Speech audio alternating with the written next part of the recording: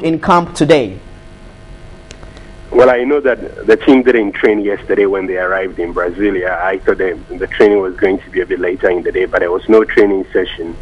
I don't know whether the money has arrived, to be honest with you, but I do know that there are plans for the team to do the mandatory FIFA press conference later on around 5 p.m. and then afterwards a training session that will be open to the media for the first 15 minutes. But at this stage, no indication whether that training session will come on or not. But there is a scheduled training session and a mandatory press conference later on today.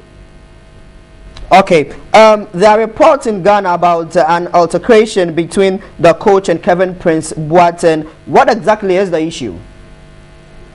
Well, from my understanding here, the coach hasn't exactly been happy with the attitude of the player in training and did mention it. I think it was just an issue of the coach stomping his foot down in one training session.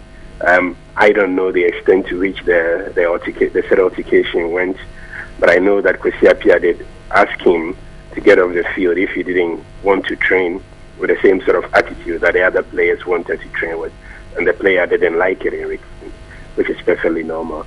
But I have no idea afterwards that all the suggestions being made about Kwesi Appiah crying. I asked him yesterday, and he just laughed and said, people can say silly things. He goes to say maybe an idea of what he himself thought about it.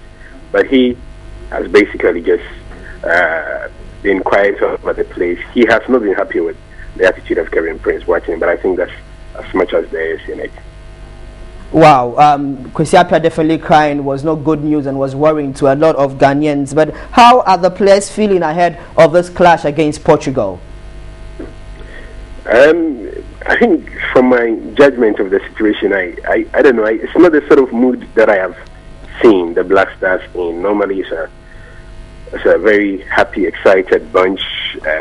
Yesterday morning, all the conversations that went on before they got on the team bus in Marseille, flight delayed for about an hour before they eventually go to Brasilia. And I get a feeling that there is a possibility that all the conversations about money is weighing on their minds a bit. Of course, all of it will come to nuts if they go out and play well against Portugal. As Amojan did mention before the Germany game, while the players were not exactly happy with the issues about money, it was never their first consideration when they go out to play. So hopefully it will be the same situation when they step out to play Portugal later tomorrow.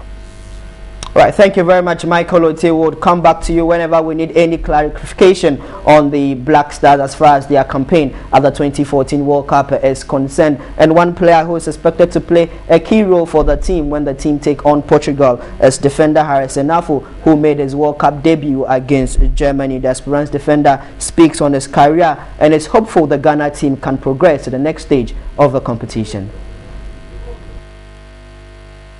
One of the key things from Ghana's game against Germany was a change that was made by Coach Kwesi Appiah Harrison Afful in a right back in place of Daniel Opare. Harrison will have no rest because against Portugal he could potentially come up against the man considered by most of us to be the best player in the world, Cristiano Ronaldo. Are you dreading that already, Harrison? Oh, no, I'm fully prepared and I'm focused now. Because Cristiano Ronaldo is one of the best in the world and everybody knows. But I'm not going to put that in my head because on the field of play, I think you just have to do what you can do. You can do best. And for me, I'm much prepared and I'm focused because I had a great game in the Germany game and that is over now. So I have to think ahead because the expectations are very high for me now. So I have to just push up, keep fighting and working hard and also listen to the coach, what he wants me to do on the field of play. And I'm just wondering, most people thought we were unlucky not to make the 2010 World Cup after playing a lot of games. And then you come here, you didn't play the first game. I know you were a bit disappointed. You would have been sad, it's natural. So how did you feel when Kwesi Appiah told you, Harrison, you are playing against Germany? I think those moments are past and I've been through a lot. Because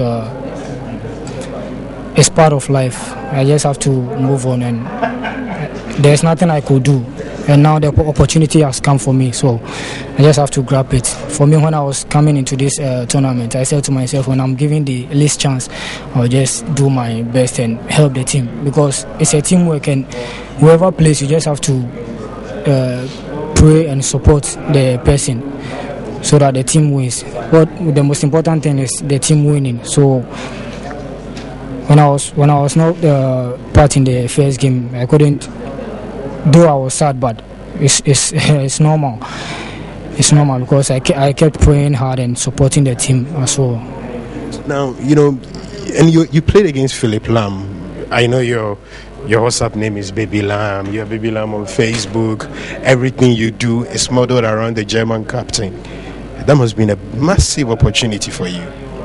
Yeah, I think opportunity comes but once. Because meeting this great player, I was very, very happy. And we even swap jerseys.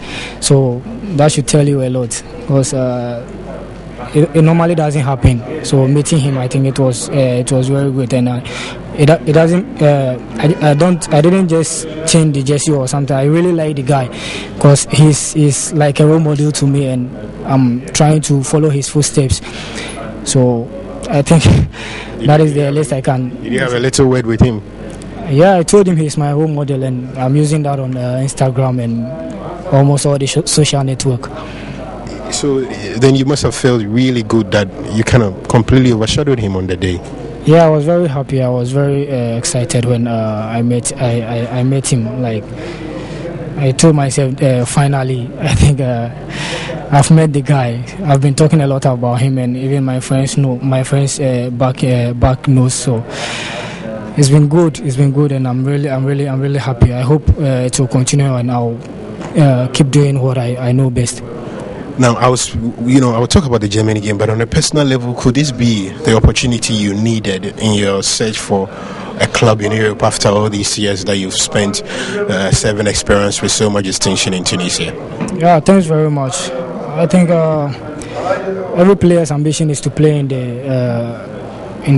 one of the top teams in Europe.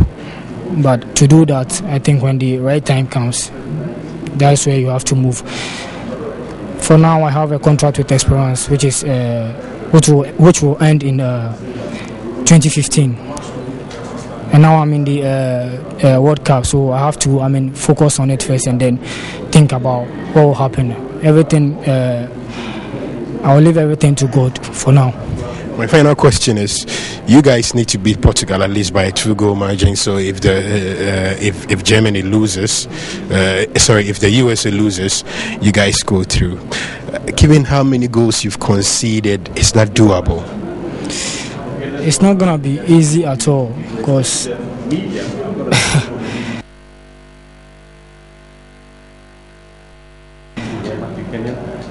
Portugal are also favourites in the tournament, though things are not going on well for them, but it's not going to be easy. So we just have to keep fighting and helping each other. We know with the support and prayers from Ghanaians, I think we'll make sure we'll deliver. We'll do our maximum best to put smiles on their faces.